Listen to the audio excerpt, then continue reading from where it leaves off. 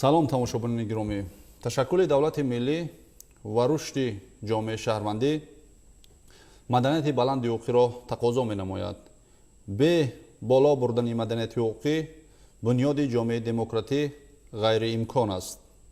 сурати пешрафти Тоҷикистон дар шароити дигаргуниҳои демократию сиёсию иқтисодии иҷтимоӣ фарҳанги баланди ҳуқуқиро тақозо дорад. барои пешрафти ҷомеа ва ҳифз шудани арзишҳои миллӣ ва боло рафтани фарҳанги ҳуқуқии ҷавонон давлат ва ҳукумат муаззаф ҳастанд. ҷумҳурии Тоҷикистон бо мақсади боло бурдани фарҳанги ҳуқуқии ҷавонон як қатор чорабиниҳои сиёсию ҳуқуқиро роҳандозӣ намуда истодааст.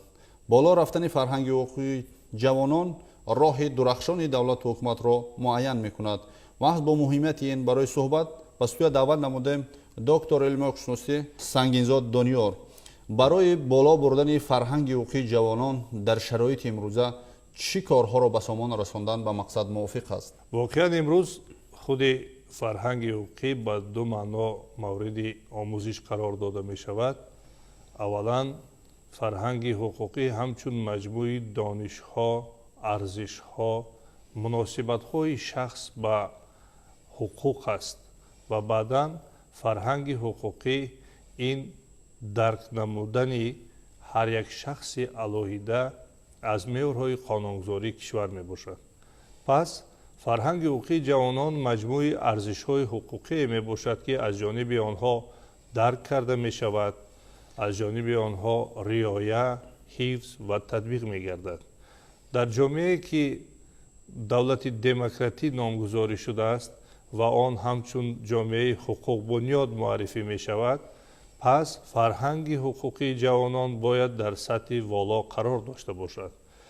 фарҳанги ҳуқуқии ҷавонон бо роҳҳои гуногун баланд бардошта мешавад ва яке аз роҳҳои онҳо омӯзиши меъёрҳои қонунгузорӣ ба ҷавонон аст. имрӯз ки ҷумҳурии Тоҷикистон ҳамчун узви комилҳуқуқи ҷомеаи ҷаҳонӣ шинохта шудааст, пас омӯзиши қонунгузорӣ дар ду сатҳ қарор дорад. омӯзиши қонунгузории дохили давлатӣ ва омӯзиши қонунгузории байналмилалӣ. имрӯз аз нигоҳи сатҳи фарҳанги ҳуқуқии ҷавонон мо таҳлил намоем, онро метавонем ба ду гурӯҳ ҷудо намоем: сатҳи касбии фарҳанги ҳуқуқии ҷавонон ва сатҳи омиронаи фарҳанги ҳуқуқии ҷавонон. сатҳи касбии фарҳанги ҳуқуқии ҷавонон ба нафароне тааллуқ дорад ки онҳо дар риштаи ҳуқуқшиносӣ таҳсил менамоянд ё ин ки дар кору фаъолияти худ аз меъёрҳои қонунгузорӣ истифода мебаранд. ва сатҳи омиронаи фарҳанги ҳуқуқии ҷавонон онро ифода мекунад ки ҳар як ҷавоне ки дар ҷумҳурии Тоҷикистон фаъолият мекунад, зиндагонӣ дорад, бояд аз арзишҳои ҳуқуқӣ, аз меъёрҳои амалкунандаи қонунгузорӣ бархурдор бошад. яъне имрӯз навобаста аз сатҳи фарҳанги ҳуқуқии ҷавонон ҳар як ҷавони кишвар бояд донад ки дар ҷумҳурии Тоҷикистон конститутсия қабул шудааст. он аз 10 боб ва 100 модда иборат мебошад. боби дуюми он беуста ба ҳуқуқу озодии инсон аз ҷумла ҷавонон бахшида шудааст. ҳар як ҷавон ҳуқуқ ба ҳаёт, саломатӣ, ҳифзи саломатӣ, таъминоти иҷтимоӣ, таҳсил, фаъолияти тарбияи ҷисмонӣ, варзиш, фаъолияти фарҳангӣ ва ғайраро доро аст. аз ин рӯ ман андеша дорам ки ҳар як ҷавони худогоҳи кишвар бояд аз меъёрҳои қонунгузорӣ дидан намояд, онҳоро дар фаъолияти ҳаррӯзаи худ мавриди таҳлил қарор диҳад ва кӯшиш намояд ки ба амалҳои зидди ҳуқуқӣ аз ҷумла ҷиноят даст назанад. роҳҳои гуногуне ҷой дорад ки барои рушди фарҳанги ҳуқуқии ҷавонон дар кишвари мо имрӯз роҳандозӣ шудаанд. аз ҷумла яке аз ин роҳҳо дар мактабҳои миёна дарс додани фанни асосҳои давлат ва ҳуқуқ мебошад. имрӯз дар синфҳои 8 ва 9 китоби асосҳои давлат ва ҳуқуқ бо муаллифии Маҳмудзода Маҳкам Азам, Раҳимзода Маҳмад Забир мавриди нашр қарор дода шудааст ва ҳар хонандаи синфи 8 ва 9 аз кулли соҳаҳои ҳуқуқи кишвар, аз кулли меъёрҳои ҳуқуқии ҷумҳурии Тоҷикистон аз инҳо бархурдор мешаванд. ва дар синфҳои 10-11 бошад китоби дарсии ҳуқуқи инсон ҷой дорад ки آنها آن را پورا مورد آموزش قرار میدهند و در این کتاب ها باشد علاقه ارزش های بین المللی یعنی مقامات های بین المللی حمایت کننده حقوق های انسان ساحه های علیحده حقوق بین الملل و در مجموع مقررات حقوق بین المللی می باشد. یعنی امروز برای باز هم رشد نمودن فرهنگ حقوقی جوانان من اندیشه دارم زیاد نمودن سطح‌های تعلیمی برای آموزش فن‌های اساسی دولت و حقوق و حقوق انسان ضرورت دارد. دوم راهی که ما می‌توانیم توسط آن فرهنگ حقوقی جوانان را بالا برداریم این جلب نمودن جوانان به همایش‌های علمی حقوقی است. یعنی آن همایش‌هایی که جوانان در آن جلب شده با راه‌های گوناگون از معیارهای قانونگذاری برخوردار می‌شوند و در این نمایش‌ها به گروه‌ها تقسیم شده اندیشه‌های خود را پیشنهاد می‌کنند. و سوم را توسط برنامه‌های تلویزیونی برخوردار نمودن جوانان از حقوق و عهده‌داری‌های آن و منع نمودن بعضی کردارهایی که باعث به وجود آمدن جوابگری حقوقی می‌گردد. همون زمان شخص حقوق و منفعت دیگران را احترام میکند که اگر داند که او چه حقوق دارد. تمام حقوق ویرانکنی تمام زیاده‌روی جوانان از ندانستن حقوق‌های شخصی خود است. یعنی پایمال گردیدن حقوق شخص از ندانستن حقوق سرچشمه میگیرد. با همین خاطر بالا بردن فرهنگ حقوقی جوانان وظیفه یکایک جامعه شهروندی است. در شرایط معاصر رشد جامعه تاکستان ارزش‌های حقوقی معنوی جوانان تغییر یافته ایستاده است. زیر تاثیر ارزش‌های غربی جوانان از سنت‌های گذشته خویش که تربیت جوانان را در روحیه وطن دوستی، مهر وطن، خدمت به وطن را دور کرده ایستاده است. در همین وضعیت در همین شرایط بیدار نمودن حس خودشناسی زمینه بالا بردن فرهنگ حقوقی جوانان شده میتواند استاد. واقعا امروز جوانی خودآگاه کی است؟ جوانی است که از تاریخ ملت تاجیک، از دستاوردهای استقلالیت کشور، از رشد ساحه‌های علیحده خواجگی خلق تاجیکستان برخوردار است. بله استاد. جوانی است که کتاب تاجیکان باباجان غفورов را پورا مطالعه کرده است و نه تنها یک مرتبه بلکه 2-3 مرتبه از رشد دولتداری ملت تاجیک برخوردار است. از آن خائنان و جاسوسانی که بر ضد ارزش‌های ملی در طول هزار سالها بر ضد مردم تاجیک مبارزه بردند از آن برخوردار است. بله. و می‌داند که امروز در جمهوری تاجیکستان با کدام فعالیت و عمل دست زند که این صلح و ثبات استوار باشد و رشد تاجیکستان عزیز همچون عضو کامل حقوق جامعه جهانی تأمین گردد.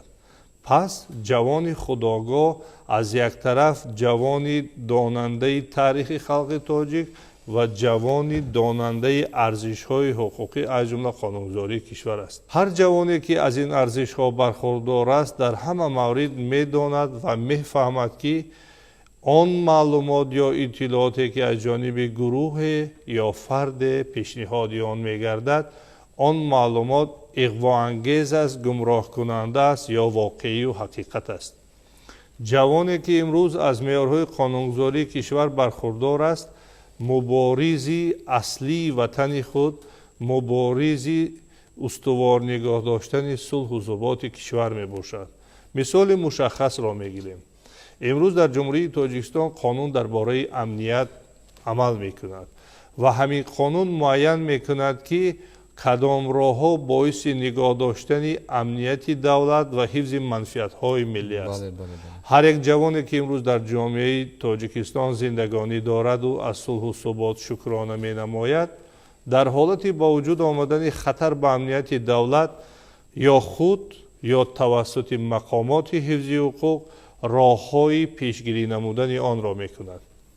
یا مسئله دیگری که امروز جای دارد در جمهوری تاجیکستان قانون جمهوری تاجیکستان درباره معارف است. نفری که در مؤسسه تعلیمی تحصیل میکند، نفری که در دانشگاه همچون دانشجو تحصیل دارد، موافق این قانون از آن معلومات هایی که در شبکه های اجتماعی پهن میگردند ё ки аз он маълумотҳое ки аз ҷониби устод ба ӯ дода мешаванд агар норозӣ бошад ё шубҳае пайдо кунад баробари муассисаи таълимӣ муроҷиат мекунад ва кӯшиш менамояд ки ҳамин маълумоти носаҳе минбаъд дар синфхонаҳои дигар аз ҷониби ин устод баён карда нашавад. пас ҷавони худогоҳ ҷавони ҳимоякунандаи ҳуқуқҳои худ аст, ҷавони риоякунандаи вазифаву ӯҳдадориҳои худ аст, ҷавони мубориз баҳри сулҳу суботу ваҳдати миллӣ мебошад. ҳамон замоне ки ҳуқуқ амалӣ мешавад ки шахс ӯҳдадории хешро иҷро кунад. ӯҳдадории якояки мо шумо ҳифз намудани арзишҳои миллимон аст. агар мо арзишҳои миллии худро қадрдонӣ накунему дар пояи он давлати миллиро бунёд накунем фарҳанги ҳуқуқиро боло бурда наметавонем. дар масири таърих агар назар афканем тамоми давлатҳои пешрафтаи имрӯзаи дунё тамоми саю кӯшиши худро барои пешбурди фарҳанги ҳуқуқи ҷавонон масраф намуда истоданд. ба ҳамагон маълум аст ки пояи давлатдорӣ ин мафкураи солими ҷавонон аст. агар ҷавон мафкураи ҳуқуқӣ воло дошта бошад, маданияти ҳуқуқӣ боло дошта бошад ва пайваста талош кунад ки ҳуқуқу манфиатҳои дигаронро ҳифз намояд, аллакай ояндаи давлату миллат дурахшон бошад. маҳз бо дар назардошти ин барои побарҷо мондани сулҳи имрӯза, барои гулгулшукуфонии ватани азизамон, дурнамои фарҳанги ҳуқуқии ҷавононро шумо чӣ гуна арзёбӣ менамукунед? мо ки дар арафаи 31-умин солгарди истиқлолияти давлатии ҷумҳурии тоҷикистон қарор дорем, мебинем ки имрӯз ҷавонон аз дастовардҳои зиёди истиқлоли кишвар истифода бурда барои рушди худ оила, маҳал, давлат кӯшишҳоеро ба харҷ дода истодаанд.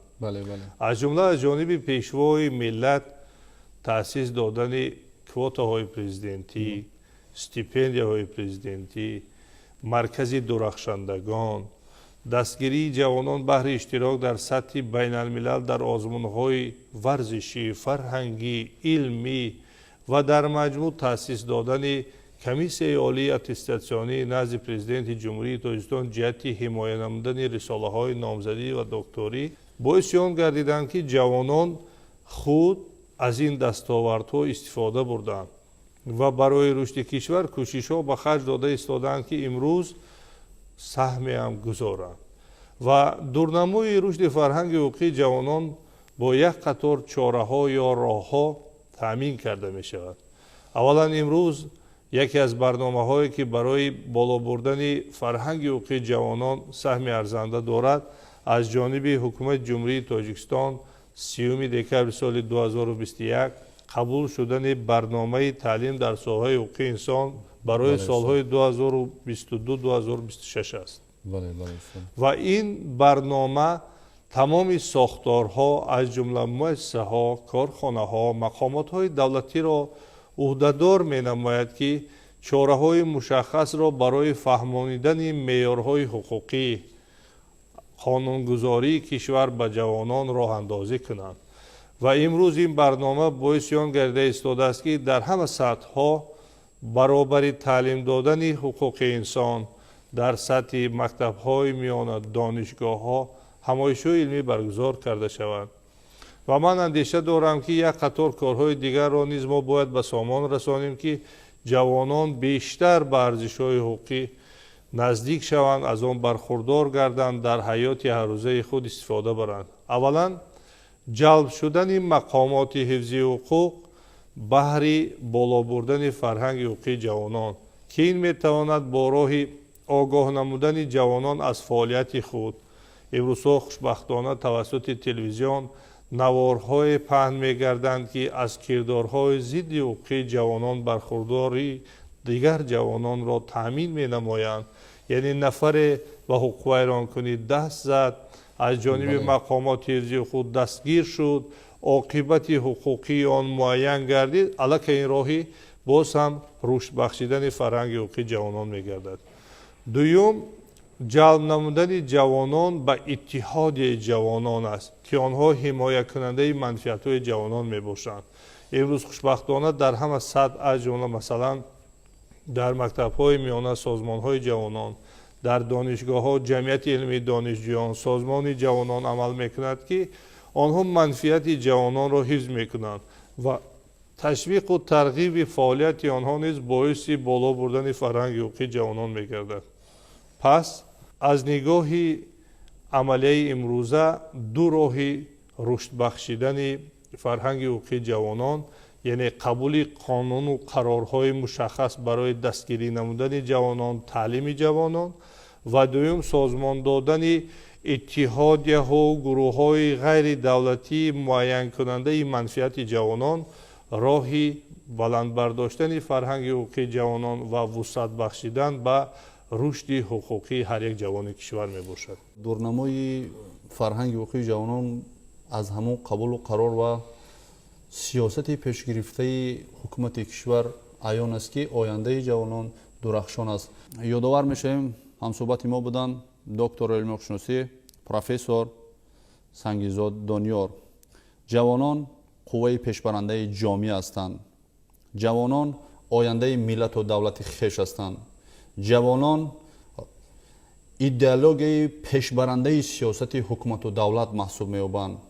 барои он ки волояти қонун, адолат, инсондӯстӣ, таъмини ҳуқуқу манфиати ҷавонон дар ҷомеа таъмин гардад, боло бурдани фарҳанги ҳуқуқӣ ин асос маҳсуб меёбад. бо умеди рӯзҳои нек ва пойдории сулҳу суботи дар тоҷикистони азизамон хайр то барномаҳои дигар.